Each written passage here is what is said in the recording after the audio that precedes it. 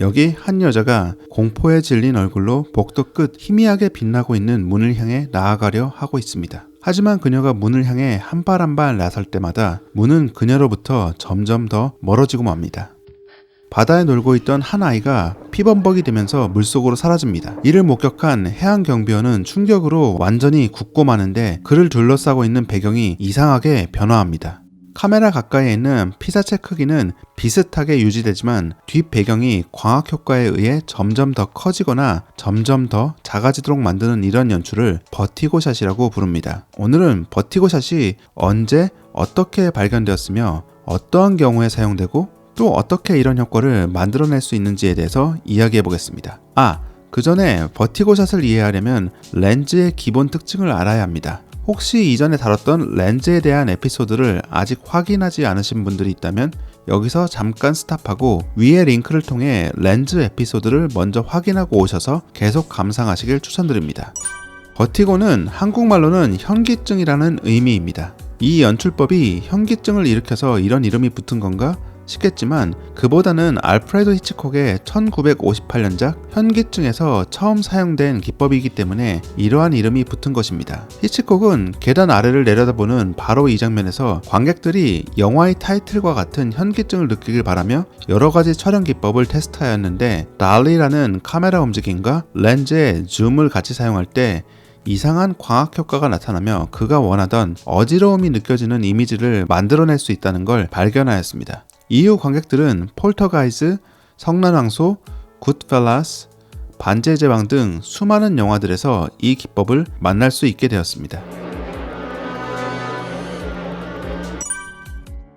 일단 자주 사용하는 기법은 아닙니다. 하지만 렌즈 효과를 이용해 현실이 일그러지는 효과나 폴터가이즈의 장면처럼 실제 내러티브와 관련된 연출을 하고자 할 때 은근히 일반적인 카메라 연출로는 뭔가 부족한 느낌이 들 수 있는데 그때 한두 장면 사용하면 감초 역할을 제대로 할 수 있는 샷입니다. 아무래도 사실감 있게 피사체를 둘러싸고 있는 배경을 그려내는 촬영법은 아니다 보니 주로 피사체가 정신적으로 큰 충격을 받거나 공포로 인해 현실 감각이 마비되는 장면 혹은 판타지적인 장면을 묘사할 때 사용되기 때문에 대부분 공포, 스릴러, 때로는 판타지 영화에서 사용됩니다. 물론 성난왕소와 같은 스포츠 드라마에서도 사용되었지만 사용된 상황을 보면 너무 많은 펀치를 맞아 현실 감각이 흐릿해지는 상황에 사용되었습니다. 저도 지금까지 8년 동안 픽사에서 샷을 만들어가면서 딱 한 번 이 기법을 사용했는데 바로 도리를 찾아서에서 도리가 어릴 적 기억을 점점 찾아가면서 과거 장면으로 플래시백 되는 장면에서 사용하였습니다.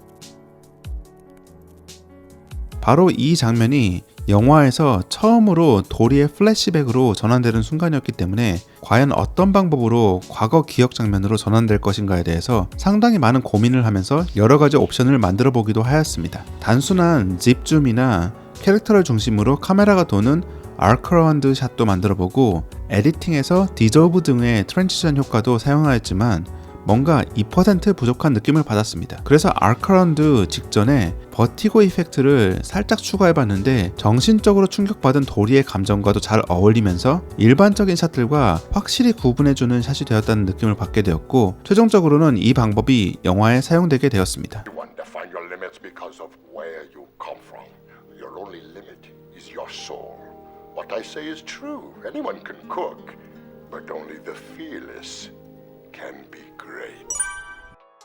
버티고샷의 다른 이름은 달리 줌입니다. 즉 달리를 하면서 줌을 사용한다는 것인데 일단 달리와 줌의 차이를 먼저 알아보죠. 여기 화면 중앙에 파란 공이 하나 있습니다. 두 화면의 첫 프레임은 27mm 렌즈를 사용했고 카메라 위치도 정확하게 똑같은 위치에 있습니다. 달리는 카메라 자체를 앞뒤 혹은 좌우로 움직이는 걸 의미하고 줌은 카메라의 위치는 그대로인데 렌즈 값만 바꾸는 걸 의미합니다.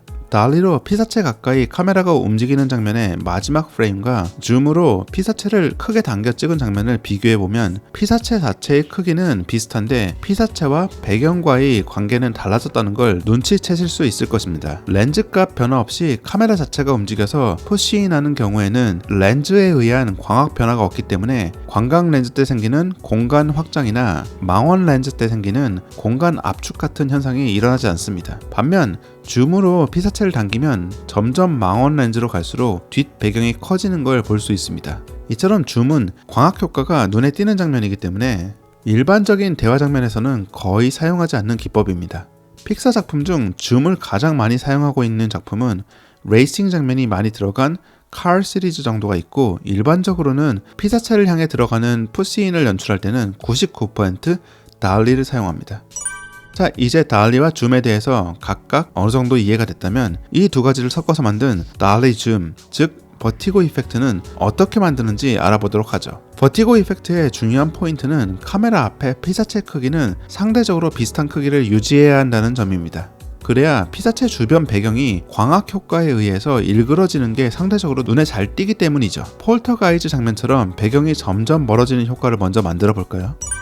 첫 프레임에서 배경이 상대적으로 가깝게 보여야 되기 때문에 약간 망원 렌즈로 구도를 잡아보겠습니다. 샷이 진행될수록 뒷 배경이 점점 멀어져야 되기 때문에 광각 렌즈로 변환돼야 되고, 그 과정에서 앞에 있는 피사체 크기는 일정하게 유지돼야 하기 때문에 카메라는 피사체를 향해서 달리로 들어가게 됩니다. 그 결과로 만들어진 결과물이 바로 이렇습니다.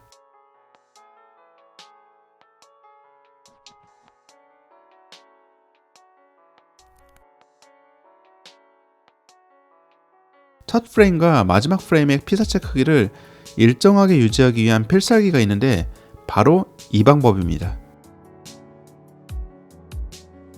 장난 같겠지만 픽사에서도 실제로 이렇게 모니터 위에 손가락으로 크기를 재면서 작업합니다. 뭐 더 특별히 세련된 방법이 있는 것도 아니고 그다지 필요하지도 않은 것 같습니다. 카메라가 피사체를 향해서 푸시인하거나 아크라운드 하기 쉽도록 세팅하는 방법은 푸시인 에피소드에서 다뤘기 때문에 혹시 더 자세한 카메라 세팅 방법이 궁금하신 분들이 계시다면 푸시인 에피소드를 확인해 보시길 바랍니다.